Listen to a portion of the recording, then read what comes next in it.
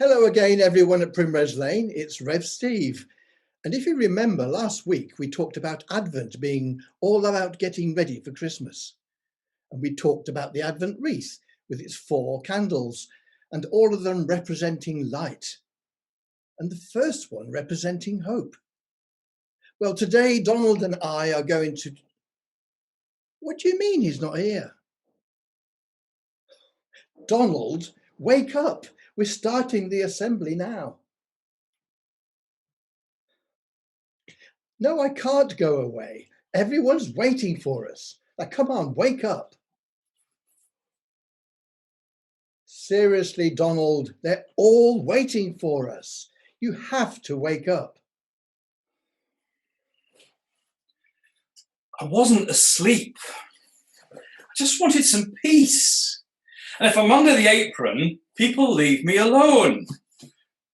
Or at least they usually do. Oh, I see. Actually, that's not such a bad idea.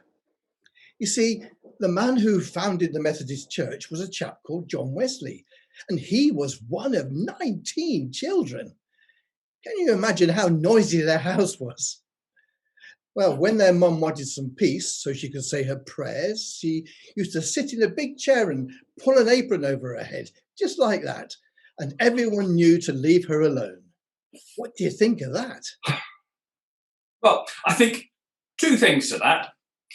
First of all, I think if you're so clever to know about that, how come you weren't clever enough to leave me alone? And second, I bet it's a trick that the teachers at Primrose Lane wish they could use sometimes. You're right. I'm sorry. But actually, it fits in really well. This week, we're looking at the second candle on the Advent wreath, the candle that represents peace. I've come into the kitchen, like John's mother, Susanna, so that I can ask you a question. Are you all up for a challenge? Yeah? I'm not going to ask you to cook a meal or to run a mile or climb a mountain. No, it's harder than any of those. I'm going to ask you to be completely quiet for 30 seconds. Now, you're thinking, that's easy. But it's not. The only noise you can make is breathing. So you've got to be completely still, no speaking or fidgeting. And whilst you're being completely quiet, I want you to listen for all the things that you can still hear. Does that make sense? Completely quiet for 30 seconds, starting now.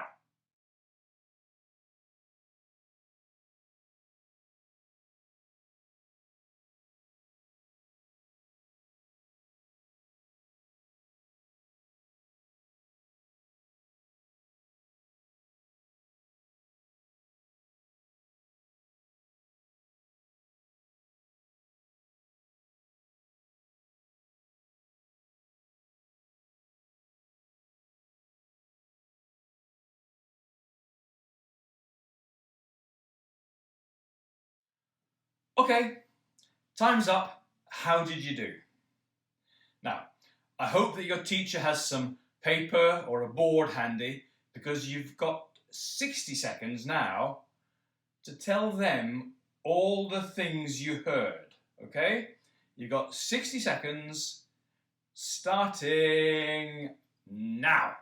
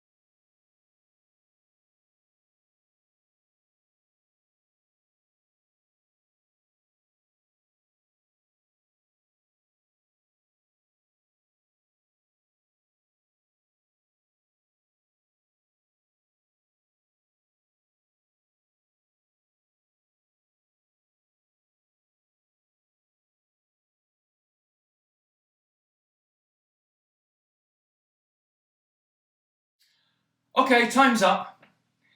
Did you have a long list? Even when we're being quiet, even when everyone else is being quiet, there's still lots to hear, isn't there? When Susanna Wesley pulled her apron over her head, she could still hear all the noises of the kitchen and the kids running around and sounds outside. Yet somehow, in the middle of all that, she found peace. Because peace isn't anything to do with what's outside you. It's something that you find inside.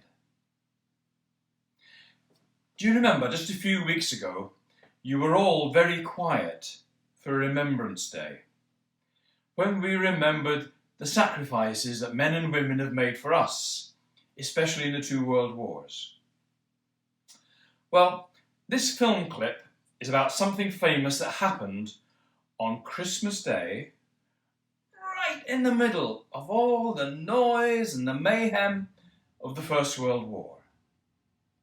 You'll see the German soldiers and the British soldiers in their trenches and all the barbed wire between them, keeping them apart.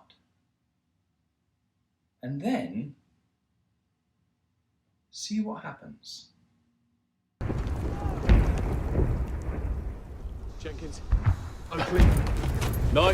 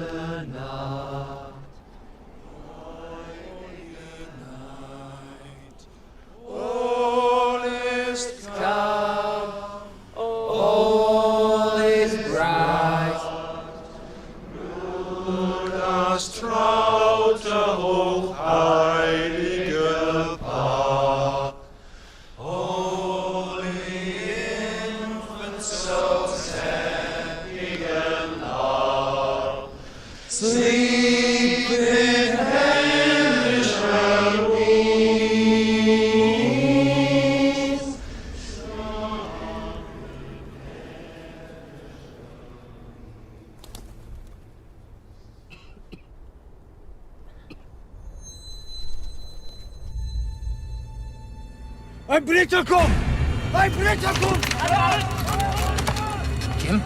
Jim, don't do it! Halt! Er ist nicht bewaffnet!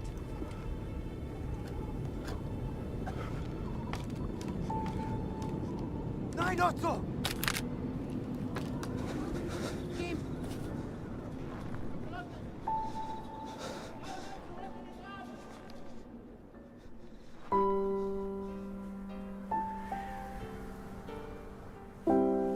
My name is Jim. Mein Name ist Otto. Pleased to meet you, Otto. Freut mich. So, the Germans started singing in German, and the British joined in English, singing Silent Night, which in both languages is all about the birth of Jesus at Christmas, who the Bible describes as the Prince of Peace. And then the next morning, how brave was that man to stand up and walk across. You see, that's the thing about peace. It's not just about being quiet, and it doesn't just happen. Somebody has to make it happen. Now that might be in a big dreadful thing like a war, but it can also be in our lives. If we see friends arguing or even fighting, maybe we can step in and be the peacemakers. I like that word. Jesus once said, "Blessed are the peacemakers, the people who make peace happen." They're the ones who God loves, the ones who step up. Now, you don't have to be strong or clever. sometimes, like that man in the film, you do have to be brave. A greeting that Jesus would have been familiar with, and indeed one that is used today right across the world, would have been shalom, which means peace. Muslims have a similar word, which is salam, whilst the Hindi translation is shanti. These words, though, have a much deeper meaning than the kind of peace that Donald was talking about when he hid under that apron. Shalom is a peace that is deep inside us, a peace which means that we are friends with God and with everyone in the world. It's not about wanting our own way, as you've perhaps heard reflected when people have argued about following government advice during lockdown, for example. But it's thinking about the best way we can be to care for each other, the best way to show love for each other, the best way we can create a peaceful world, not just for ourselves, but for everyone. And when we follow what Jesus taught us, we become more like him, and we too will help to bring about peace. But not just the sort of peace that just gives us a short break in the noise that we're making by hiding under an apron, but a peace that creates a world in which it doesn't matter who we are or where we live. A world where we can all live together in harmony. Well, it's time now to light our second candle on the Advent wreath. And then Sam and Holly are going to sing 2 verses of our Advent song.